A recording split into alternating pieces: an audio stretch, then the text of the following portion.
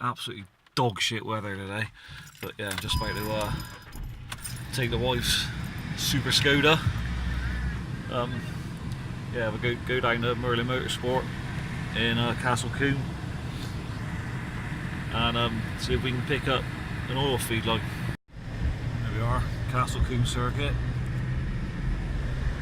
Just going to come round to Merlin Motorsport now, which is based here at Castle Coombe. Hopefully they'll have what I need.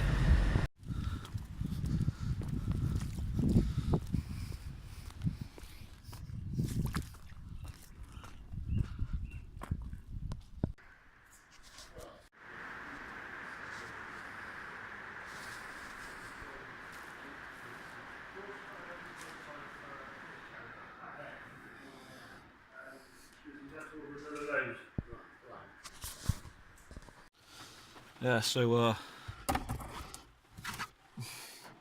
he made me up a lead in there, line. That's a good ridge one as well, so should last me a while. Wasn't too bad, it was £35. I mean, you know, yeah, could have got it cheaper on eBay, but I was in a bind and they did it there and then. And like I say, it's a good quality, good ridge hose, good ridge unions, so yeah. Look at this, wet, horrible. I need a shop. Okay, that's the new line installed. No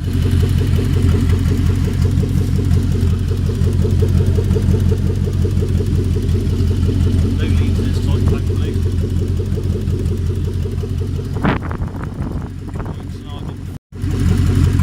So now I've got the fun of crawling about under the car to put the gearbox back up in all this horrible wet mud. Nice. Still, at least that's something. Okay, bit of an update. I didn't bother doing the gearbox today because the weather was really shitty this morning, so I went on and did put all the auxiliary belt on, all the wastegate boost controller solenoid, wastegates installed now. Yeah, pretty much everything.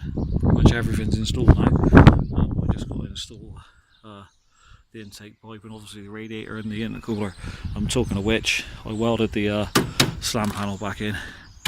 I'm not the best welder in the world and I'm using a 50 quid eBay stick set, but it's solid.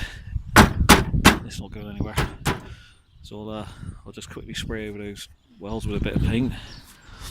I know I said I was going to make it removable, but I just couldn't be fucked in the end, if I'm honest. Welding tabs on it and drilling holes and stuff, so that's on there. I'll probably make it removable next time. Yeah, so I'll put the radiator and the intercooler in, and then tomorrow I'll make a start on the putting the gearbox back in, because the weather might be a little bit better tomorrow. So that's a slam panel after a bit of paint. Just a quick flash over to stop it rusting and to cover those welds. Yeah, so I'll chuck the intercooler and the radiator in now.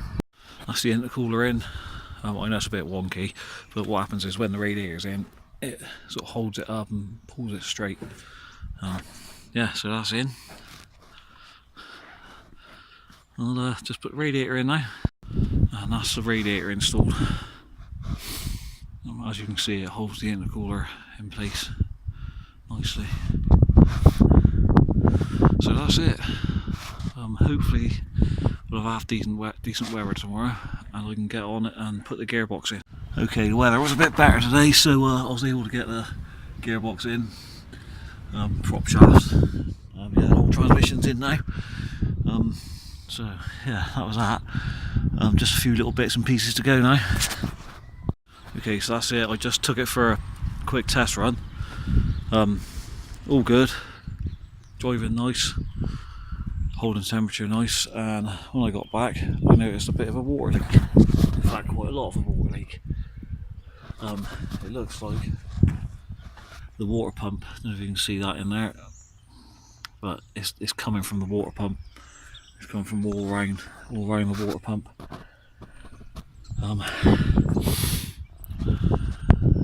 I wish I'd put a new one on now. I bought this as a there's a long block. I didn't think I'd have to change that water pump, but looks like I am going to have to. Nothing's ever easy, is it? This is typical of my luck. Fucking hell. Okay, I didn't film it because it would have been really boring, but I fitted a new water pump. Just if I can see it down in there. This is all the housing of it. That's all the housing of it there, and there's all sort of underneath there. Yeah, so that's all installed. I just took it for a quick test run. I don't think it's leaking now. It's hard to tell because the ground's so wet because of course it's raining. But yeah, I think that's sorted that. A couple of little issues that the fans aren't coming on for some reason, so I'm gonna check that now. I might have knocked the wire in, but we'll check that now. And yeah, I've got a bit of an oil leak on the oil return as well. But I'm gonna sort that out. It's no big deal. So yeah, just sort those little issues, and then we're going to give it some proper tests because I haven't been near boost yet either. So yeah. Right, I'm just going to manually trigger the fans now to see what's going on.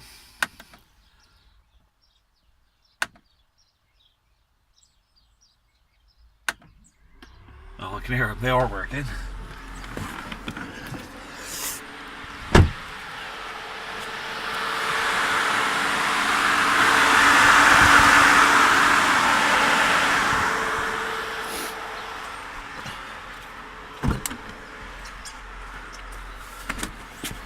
The reason I thought they weren't working is because, my eBay temp sensor was showing sort of way above 90, and I couldn't hear it with the engine running. I don't know, perhaps it's just a crappy eBay gauge playing up. I'll start up now.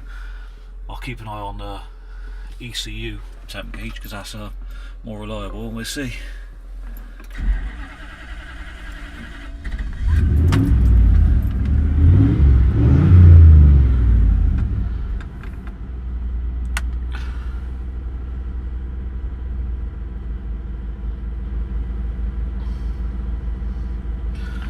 As you can see, my eBay gauge is already reading higher, so I've got a feeling that's what the problem was. The gauge was just reading high, and it wasn't actually that high at all because the fans don't come in until 90 degrees on the ECU. So yeah, that's probably all it was.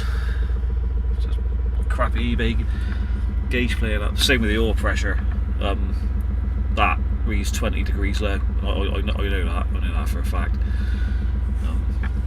Yeah, so I'm going to get some more gauges, decent gauges.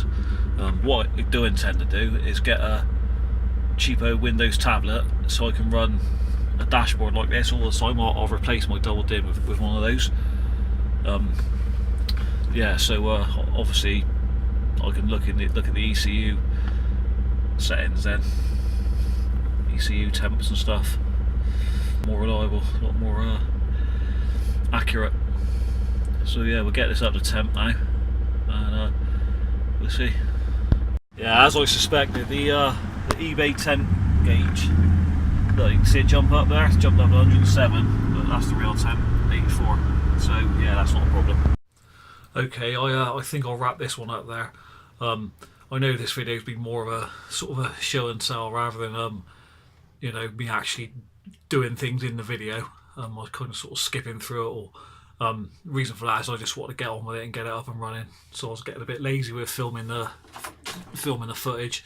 To be honest, I don't think you would have found it very exciting anyway. I was just sort of putting the finishing touches together, sorting out little niggles. So yeah, so got to sort that leaking oil return out, which shouldn't be an issue.